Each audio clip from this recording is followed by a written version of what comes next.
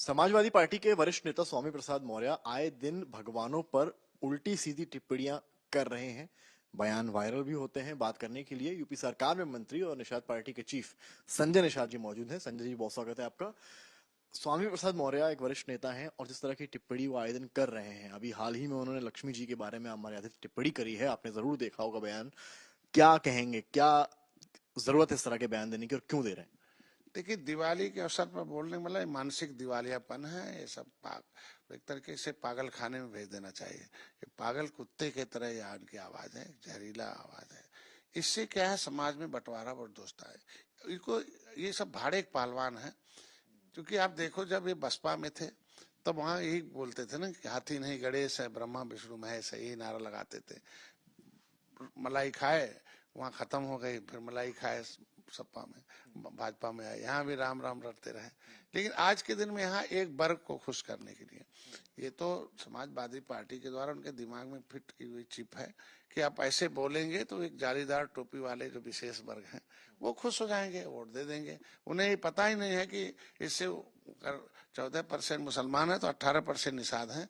उसके राम के खिलाफ टिप्पणी करने का मतलब राम के आत्म बाल सखा निषाद राज के खिलाफ टिप्पणी करना, और निषाद राज के खिलाफ टिप्पणी करना मतलब ये निषादों को नाराज करना। और निश्चित रूप से और जनता जनार्दन होती है और जनता जज होती है, जनता साइनिंग अथॉरिटी है, वही पास और फेल करती है, खारिज करती है। और इनकी आवाज को तो जनता ने खारिज कर रखा है। अब जिंदा रहने के लिए अपना थोड़ा थोड़ा बयान देते रहते हैं और समाजवादी पार्टी को समाप्तवादी पार्टी बनाने में अब इनके ऐसे लोगों की भूमिका है। केदारनाथ, बद्रीनाथ, सनातन धर्म, रामचरितमानस, तुलसीदास, हर किसी पर उन्होंने टिप्पणी करी है। इसीलिए तो कहते हैं गैर राजनीतिक राजनीति में अगर आए हैं तो राजनीतिक रूप से राजनीति में राजनीति से कैसा अन्याय शोषण हो रहा है, उस वर्ग का कैसे मिलेगा हिस्सा, उस पर होना चाहिए। इसीलिए मैं कह रहा हूँ, माननीय मुलायम सिंह थे तो अखाड़े पहलवान पैदा करते थे जिससे समाजवादी पार्टी उनके लिए काम करते।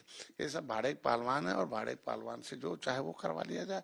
आज के इसी दिन आप देखो, अनुभवी नेता हैं, राम गोपाल जी हैं, माननीय शिवपाल जी हैं, अब उनको देखो वो खुद ही विरोध करते हैं कि ऐसा बयान नहीं होना एक चाहिए। तरफ अखिलेश यादव, शिवपाल यादव की तस्वीरें आती हैं लक्ष्मी जी की पूजा करते हुए, तो वहीं उन्हीं के नेता स्वामी प्रसाद मौर्य कह रहे हैं कि जो है दो चार हाथ कैसे हो सकते हैं किसी के।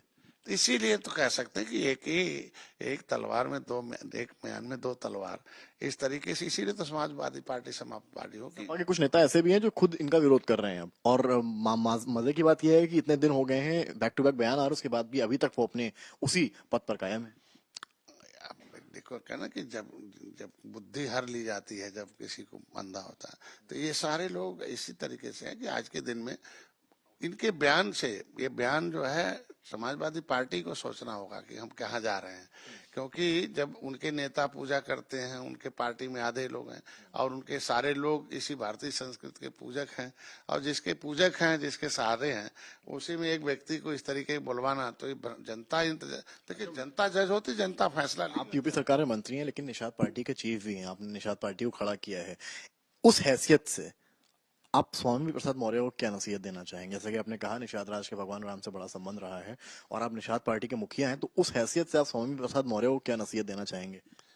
देखिए, राजनीति में हमेशा ट्रेनिंग जब होती है, बहुजन समाज पार्टी में थे, वामसे में है, कि आपको किसी के खिलाफ टिप्पणी नहीं करना देवी देवताओं।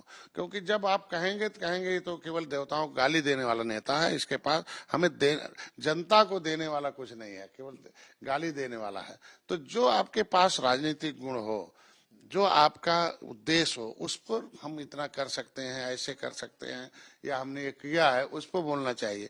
तो ये इससे पता चलता है कि अब तक इतने लंबे राजनीति में उन्होंने एक भी कदम, एक भी पॉइंट कुछ काम नहीं किया। बस इतने उनके पास है कि जो किसी ने सिखा दिया कि देवता गाली दो, वो गाली देना सिखा दिया। अब किसी भाई, जब जो जिसके साथ हैं, मतलब कि जिसमें किसी पार्टी में कोई प्रवक्ता रहे या किसी अच्छे पदों पर है, तो अपनी मर्जी से थोड़ी कोई बोल। साथ में तो बीजेपी के भी थे। नहीं तो हम कहते हैं ना कि जब मलाई था तब तक रस था, तब तक थे, और रस जब जनता ने खत्म कर दिया तब बाकी इधर आ गए। अच्छा, राहुल गांधी और अखिलेश यादव में भी एक अलग जंग छिड़ गई। जातिगत जनगणना के लिए दोनों ही दल आपस में लड़ रहे हैं। अखिलेश कह रहे वो राहुल कह रहे हैं एक्सरे करवाएंगे जातिगत जनगणना, वो कह रहे हैं कि अखिलेश कह रहे हैं कि एमआरआई कराएंगे, नई टेक्निक है। तो जो दोनों दल हैं वो एमपी चुनाव से लेकर अभी तक आमने सामने हैं और अब जातिगत जनगणना को लेकर भी आमने सामने हैं। देखिए, ये लोग नेता लोग हैं, डॉक्टर तो डॉक्टर संजय है ना, तो डॉक्टर असली में एक्सरे करता और एक्सरे से देखता कि कौन सा कहाँ कितना खतरनाक रोग है और उसको हटाया जाना चाहिए। एक्सरे करके मैंने 100 पेज की किताब लिख दी कि ये सारे लोग सारे बेईमान लोग हैं, धोखेबाज लोग हैं, ये सारे लोगों से सावधान रहें, धोखेबाजों से और इनके दगाबाजों से। जब देश को आजाद कराया 193 जातियां उत्तर प्रदेश की 578 जाति पूरे देश की, criminal type site inquiry committee की रिपोर्ट के आधार पर क्रिमिनल कास्ट घोषित किया। लेकिन बीजेपी का भी तो स्टैंड क्लियर नहीं है ना जाति की जनगणना को लेकर। मैं कह रहा हूं कि कैसे आज के दिन में 1901 से ही जनगणना हो रही है, 11 में हुई, 31 41 हुई, तो अनुसूचित जाति बनी 1931 41, 51 में चीफ सेक्रेटरी ने कह दिया कि जो SC ST है वही मान लिया जाए, 61 में गिनती हुई, हम 70 लाख थे, इन लोगों ने हमारे पुकारू नाम को गिनती करा दिया, 7,000 कर दिया। तो मारने वाली गिनती हमारी बीजेपी थोड़ी कराएगी। हम तो चाहते पहले विसंगति दूर हो जाए, कौन जाति कहाँ गिनी जाएगी, यही लोग तो फाइल गायब कराने वाले हैं। आज की बिहार में जैसे जाति की जनगणना हो गई, आपको लगता है उत्तर प्रदेश में होनी चाहिए? ये सब फ्रॉड है ना, इस तरीके की जनगणना थोड़ी होनी चाहिए। हमारा अनुसूचित जात में अनुसूचित में गिनी हो, आज भी अनुसूचित में गिनती होनी चाहिए। आज के दिन में देखिए पौआ पौआ वोट इनका झुआ बना रहे हैं और बाकी झुआ भर वोट को पौआ बना रहे हैं। आपसे एक छोटा सा आखिरी सवाल, राजभर हैं अब वो फिर बैक ट्रैक हो रहे हैं, अब वो कह रहे हैं कि हम जो है इंडिया गठबंधन के नेताओं के संपर्क में हैं।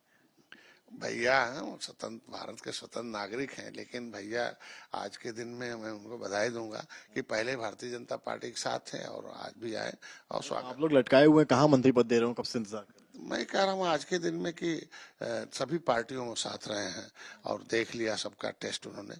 पार्टी कोई भी उद्देश्य लेके बनती है, उनके बिरादरी का हमारी बिरादरी का एक उद्देश्य है। राजभर ने कहा मैं भी और नेताओं की तरह मुंह बोला सांप हूँ, कभी भी पलट जाऊंगा। नहीं अभी देखिए, मैं उन्हीं की बात कर रहा हूँ कि सुहेलदेव राजभर से लड़ाई लड़ा आला गाजी से, हम निषाद राज हैं, मुगलों अंग्रेजों से लड़े। आज के दिन में हमारा समाज उजड़ा हुआ, उसे बसाने के लिए हम लोग आए हुए हैं। तो आज देखो 2019 में मैं भारतीय जनता पार्टी के साथ आया, मैं नहीं लड़ा चुनाव और इंजीनियर प्रसाद को लाए। 2019, 2020, 2021 में MLC बने, 2022 में सत्ता में। तो एक ज्ञान ध्यान और धैर्य, जिस उद्देश्य के लिए हम आए हैं वो उद्देश्य पूरा होना चाहिए। हमको लगता है कि माननीय हमारे भैया हैं, उनका उद्देश्य अपने समाज का भला कराना, अपने तो अल्टीमेटम दे रहे हैं ना बीजेपी को। नहीं, हमारा मंत्री बनना उद्देश्य नहीं, उनकी समस्याओं का समाधान उद्देश्य है। नहीं, वो दावा कर चुके मैं मंत्री बनूंगा, बस तारीख की बात। बनेंगे, समय आने दीजिए। बड़ी पार्टी है, NDA है और बड़ी पार्टी है, गार्जियन के ऊपर भरोसा रखना चाहिए और निश्चित रूप से गार्जियन कौन है? अब भारतीय जनता पार्टी का शीर्ष नेतृत्व गार्जियन है, माननीय योगी जी है, मोदी जी हैं और अमित शाह जी हैं, नड्डा साहब हैं, ये गार्जियन है और ये लोग जब भी फैसला करेंगे हम स्वागत करते हैं। बहुत बहुत शुक्रिया बात करने के लिए। संजय निषाद थे, यूपी सरकार में मंत्री हैं और साफ कहा है स्वामी मौर्य पर तल्ख टिप्पणी करी है और हिदायत दी है कि इस तरह के बयानों से बचना चाहिए और ना अपना तो साथ में लेकर समाजवादी पार्टी का भी बंटाधार सामने नजर आएगा। कैमरामैन संदीप दुबे के साथ समर्थ श्रीवास्तव, लखनऊ, आज तक।